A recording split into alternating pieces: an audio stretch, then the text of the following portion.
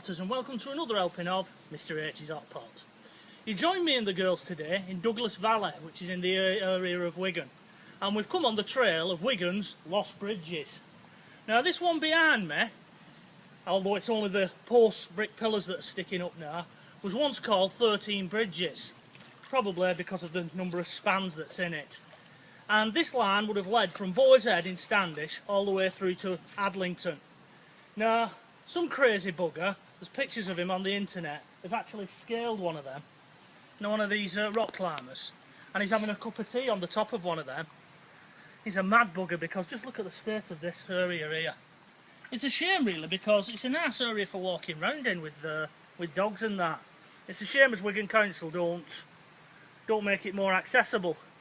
But there you go. So we're now going to take a look at another viaduct which still has its span, the bridge is still over it. And that one's called 20 Bridges. So we're going to turn round from here now and we're going to go in search of that one down near the side of the River Douglas.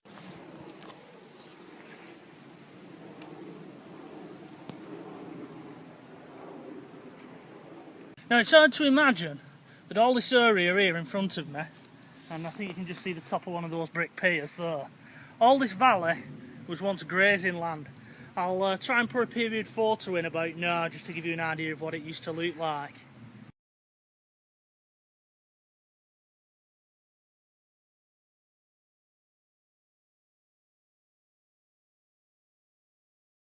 But as you can see, Mother Nature's took it all back. I mean, some of these trees are almost to the top of those brick piers, so it just shows you since the 70s how it's all overgrown. I think some of this land's now private, and people have built houses on it and it's part of people's back gardens, but they're on the other side of the River Douglas. Anyway, we'll push on now through this little wooded area and make our way towards 20 Bridges.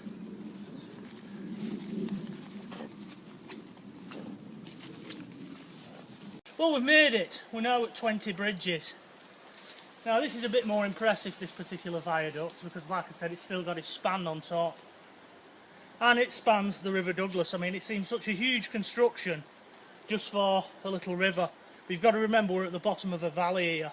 Now, the reason this bridge was built was to alleviate traffic on the main West Coast line. At the time, it was only a one up, one down type of track. So they decided to build the Welly Loop line, which this forms part of. And the idea was that goods and non-stop traffic would use this as a sort of bypass, to go around that particular area of the main coastline. Now, again, this one goes through to Boar's Head. Well, all this track was lifted in the 70s. They probably thought, though, that demolishing this, the cost that would be involved would be too great, so they decided to leave it here. Unfortunately, it's now fallen as the responsibility of Wigan Council, and heaven knows what they're going to do with it, because there's a lot of brickwork that's falling off it. I mean, it's a classic piece of Victorian engineering, but things don't last forever without any maintenance, do they? They was on about making it a walkway, and it would form part of the Welly Loop line walk that you can do. I think you can get up now as far as A Hall. Now, they did clear it when I was about 16, which is about 25 years ago, something like that. And when I came through with one of my dogs back then, I actually walked along this length. It wasn't fenced off, but I think there is fences there now. We will go and have a look at that little bit, but we're going to make our way through now. This is the far end with the arches. I think there's like square ones, and then there's arches at the other end, which we can have a closer look at and have a look at some of that brickwork. So, let's go. We're now underneath the viaduct at one of the lowest points as you can get on foot, unless you was actually in the river. And just looking up there, it gives you some idea of the height of this viaduct at its lowest point. I mean, it's surprising that that's stayed up like that without any maintenance. And even more surprisingly, I think about 85% of Wiganers don't know this is here. I mean, as I say, I've come through mooching about with dogs in past. I've never been in this area, and it's, like I say, it's a shame because I think really, if it was opened up, it would make a nice walkway for people, and the dogs and that. It's a little bit hard going in some places, but, they could always get over there, I suppose. Majority of it's quite easy to walk through. So, we're going to make our way through now, and we'll sort of zigzag in and out of this viaduct, because that's the way the path leads you.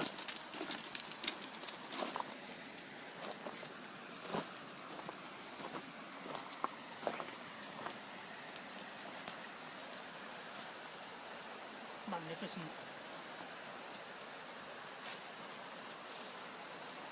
You've got to hand it to the Victorians. I think this was built in the 1800s. You know, they built things to last back in them days.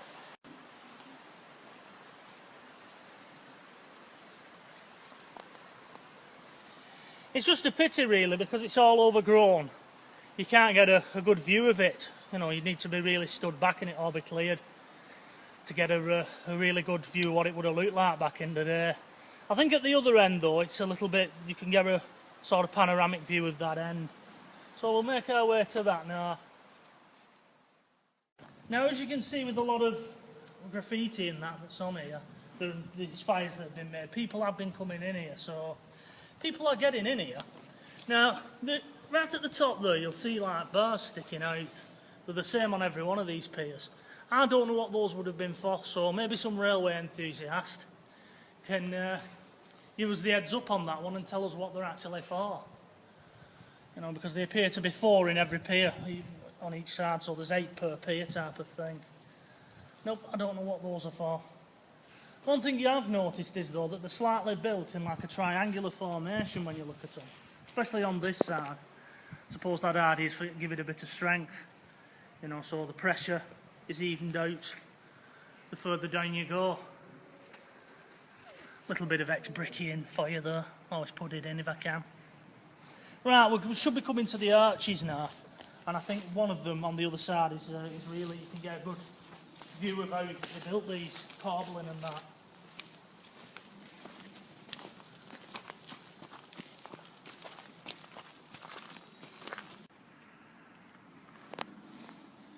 Now, as we can see on this bit here, this little area just before you get down to the square archways, the type of damage that's being done, you know, where bricks are just blowing off faces of them and bricks are just falling out of it.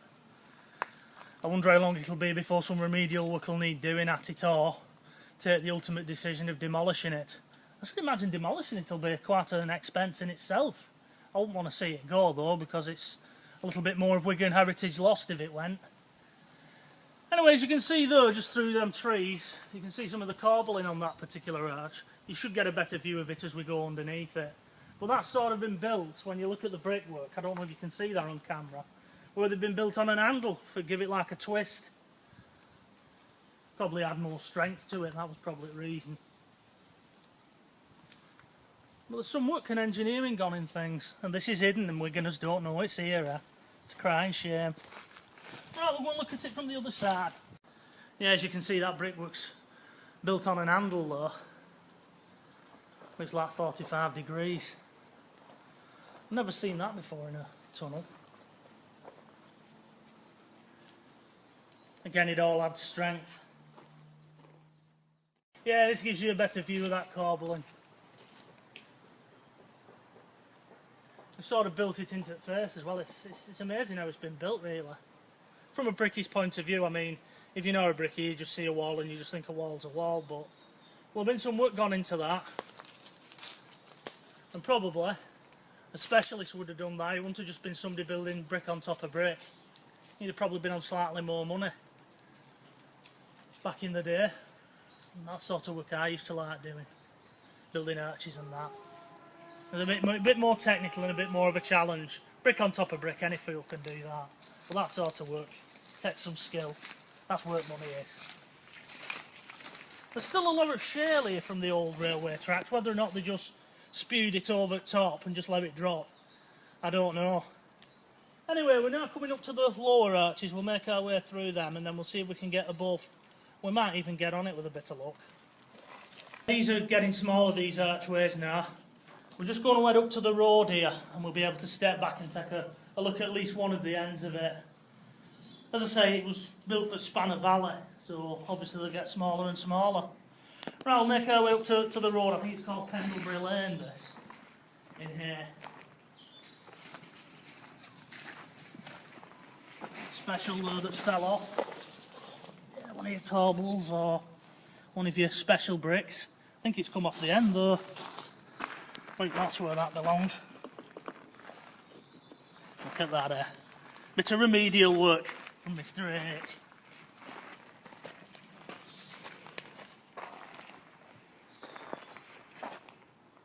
Well, we're now on Pendlebury Lane, and this is a view of the last few arches from that area.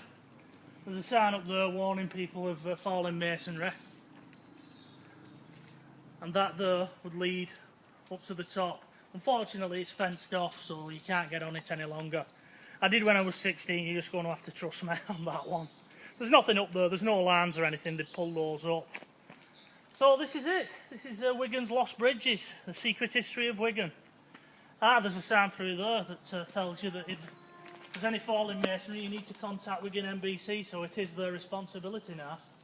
I think they changed the law to make old bridges and structures that was on their land, they were responsible for it. Not just Wigan Council, councils across the UK. So that's it now, we're going to walk up Pendlebury Lane now and we'll see what else we can find as we're going up there. Because I've not been up here, so this is new to me, so you're exploring it for the first time with myself. Well folks, I hope you enjoyed our little walk today. We're going to head off now and get back to the car. I'm going to head up Pendlebury Lane and get back on the canal. So, until the next time, from myself, from Mrs H, and of course from the girls, it's bye-bye for now. Come on, Lucy.